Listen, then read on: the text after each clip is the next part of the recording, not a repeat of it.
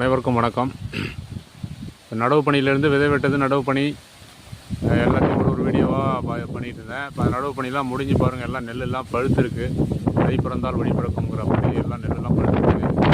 மாட்டு பொங்கல் அன்றைக்கி தான் உளுந்து பயிர் வைப்பாங்க. இந்த பழுத்துருக்கிற வயலில் அறுவடை பண்ணுறதுக்கு ஒரு 10 நாட்கள் முன்னாடி, அறுவடை பண்ணுவதற்கு ஒரு 10 நாள் முன்னாடி இந்த உளுந்து அல்லது பயிரை வரைச்சி வைப்பாங்க, தெளித்து வைப்பாங்க.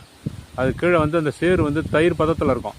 இந்த மழை பெஞ்சு அந்த தண்ணியெல்லாம் சுண்டி போய் அதெல்லாம் வற்றி போய் அந்த தண்ணி சேராக இருக்கும். அப்படியே சேரும் சகதியுமாம்பாங்கள்ல, அந்த மாதிரி இருக்கும். அதில் உளுந்து அல்லது பயிரை அப்படியே விதைக்கிறது. பயிராக இருந்தால் 2 கிலோ 100 குழிக்கு, உளுந்தாக இருந்தால் ஒரு 4 கிலோ வரைக்கும் வரைப்பாங்க. இது 65 நாள் கழித்து நம்ம கை கொடுக்கும். இப்படி தான் பயிர் உளுந்து இப்படி தான் வரும். அந்த பயிர் உளுந்து முளைச்சதுக்கு பிறகு 10 நாளில் அறுவடை பண்ணிவிடுவாங்க. நெல் தனியாக பிரித்து எடுத்துடுவாங்க. உளுந்து தனியாக விளைஞ்சி 65 நாள் கழித்து நம்ம கைக்கு வரும். இதுதான் உளுந்து பயிர் வரைக்கிறது. நன்றி, வணக்கம்.